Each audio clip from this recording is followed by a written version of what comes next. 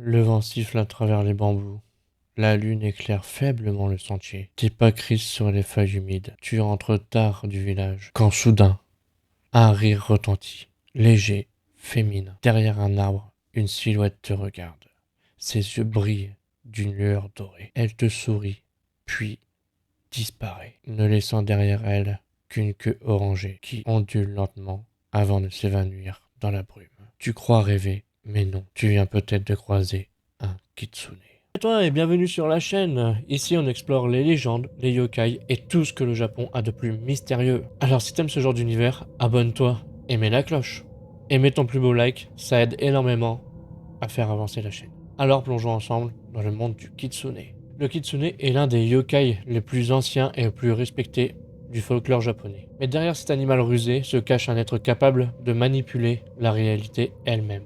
D'après les croyances, un renard ordinaire peut devenir kitsune après avoir vécu 100 ans. Son intelligence grandit, sa magie s'éveille et peu à peu il devient conscient du monde des humains. Et chaque fois qu'il gagne en puissance, une nouvelle queue apparaît. 9, c'est le sommet. Et on le prénomme le Kyubi no Kitsune. Un esprit divin capable de tromper les dieux eux-mêmes. On dit que le Kitsune vit entre deux mondes. Celui de la forêt des esprits du silence et celui des humains pleins d'émotions, de désirs et de mensonges. Tous les Kitsune ne se ressemblent pas. Il y a d'un côté les Zenko, les bons renards, qui servent le dieu Inari, qui sont protecteurs des foyers et porteurs de chance. Ceux-là sont souvent représentés dans les temples Shinto, fameuse statue renard avec une clé dans la bouche. Et d'un autre côté, il y a les Nogitsune, les renards sauvages. Des esprits libres, mais aussi sauvages. Imprévisibles, manipulateurs. Ils aiment semer la confusion, posséder les humains et provoquer des drames juste pour voir les conséquences. On dit que les Nogitsune peuvent prendre possession d'une personne juste en les regardant dans les yeux, les plongeant peu à peu dans la folie, dans la jalousie, et parfois même les victimes ne se rendent compte de rien. Le kitsune est avant tout un maître de l'illusion. Il peut changer d'apparence, se transformer en une femme séduisante, un marchand blessé ou même un ami d'enfance. S'il veut te duper, il te dupera.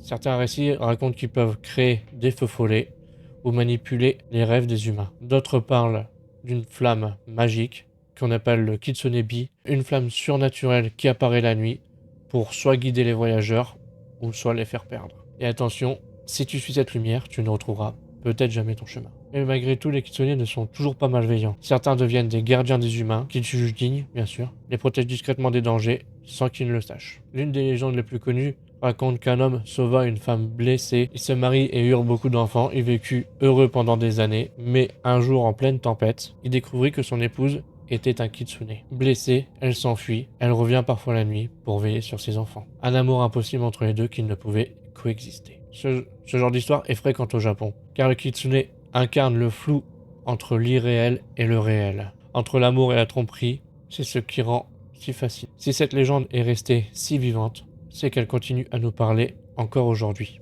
Le kitsune est partout, dans les jeux, les mangas, les animés, Ahri dans League of Legends, Yaemiko dans Genshin Impact, ou même Kurama dans Naruto. Tous héritent de cette image du renard à la fois mystique et dangereux. Mais au-delà des apparences, le kitsune représente surtout notre double intérieur. C'est une métaphore du masque humain. Et c'est peut-être pour ça que ça continue de nous captiver depuis des siècles. Alors la prochaine fois que tu entends des rires dans la forêt, regarde bien autour de toi. Parce que ce n'est peut-être pas le vent, mais bien un kitsune qui t'observe en silence. Et reste bien connecté parce que la prochaine légende, on quittera la terre ferme pour s'envoler dans les airs. Un être au long nez, maître du vent et des montagnes, t'attend, le Tengu, et il ne t'accueillera pas à bras ouverts.